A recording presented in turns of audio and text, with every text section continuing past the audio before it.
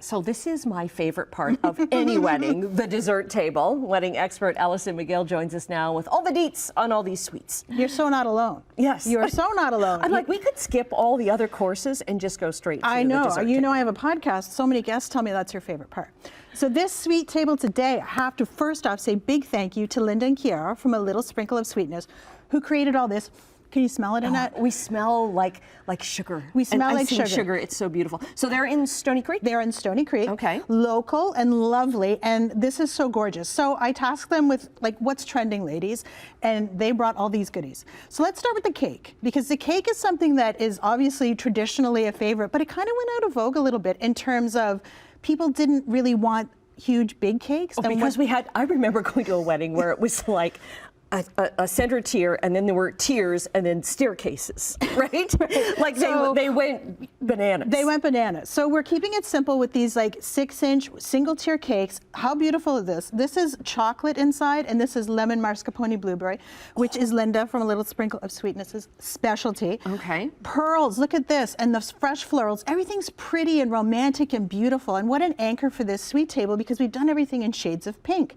This cake will serve about 12 people if you cut it traditionally, but if you sort of cut it like a loaf, Linda and I were talking about this, it serves more, so you can fit in all the sugar. You don't have to load up on so cake. Get the pictures and then maybe get the people in the kitchen to slice it up. Exactly, kind of exactly. And just gorgeous. I love the pearl detailing and I love the roses. We talked about that. Texture is also a big thing with cakes. I love this texture. It is beautiful.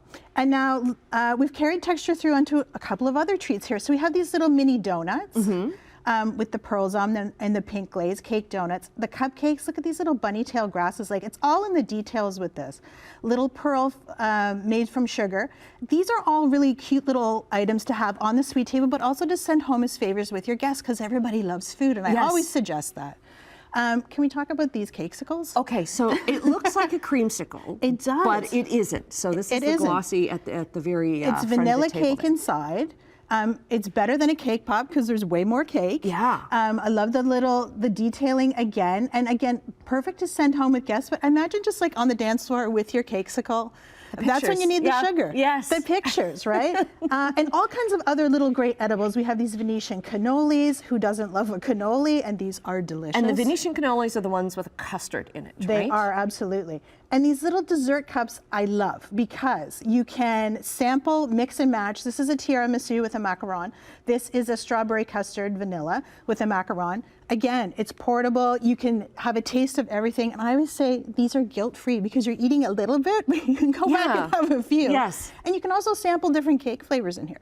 So it's a great way to bring different tastes to your wedding. My favorite tastes are these, and I'm eyeing these. These are the lemon cookies. The lemon cookies. Yes, these are the lemon cookies. We had a neighbor who used to make just delicious lemon cookies. I miss them so much. And they're almost cakey. And again, just like great little nibbles and things like that. And I want to say, you know, with sort of the pandemic rules changing and we're getting back to more sort of a traditional format of weddings, it's great to see the sweet table return because it was a little off the radar because, you know, just you didn't want people congregating. Right, for obvious reasons, we had to stand apart.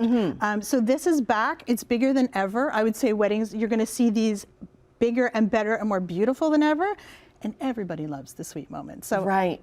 Now, are candy tables still a thing too? I know that was in for a while. Is that still a? They can be. I mean, it's just like the more food you give your guests, the better, right? Yes. And I would say the more sugar during the reception, the better. And then we also sort of have the flip side of this is we have the savory table. You know, the hamburgers and the fries coming in at midnight. Like, it's just, you know, it's a lot of eating, it's a lot of celebrating, and it's just fun that all of this is back. I'm so happy to see it. Okay. Have you been to a wedding where there's only been a dessert table? This is a new trend we need to start. I have, you know, a friend of mine got married and she had a 16-foot sweet table. It was insane. She had a crazy amount of cakes. She had all of these treats and more. And it was just, I have to say, it was taken down in a matter of minutes. Guests loved it. So this is where it's at. You will really please your guests and have an experience. And I want to thank Linda again for creating such beautiful things from A Sprinkle of Sweetness in Stony Creek. And always a good idea, like if you're not sure what kind of sweets to have, always a good idea to ask them. Like ask your caterer or your baker, because they're going to know the right mixture. They're going to they're going to know, like they'll ask you for your guests, like Yes. how many per person, right? They'll know the ratio. They'll know the trendy flavors. They'll know what's resonating with people. And it's you know, we never want to be wasteful with our food, and that's why I was sort of saying it's a great idea, because a lot of this stuff can be packable and packed up with guests to go.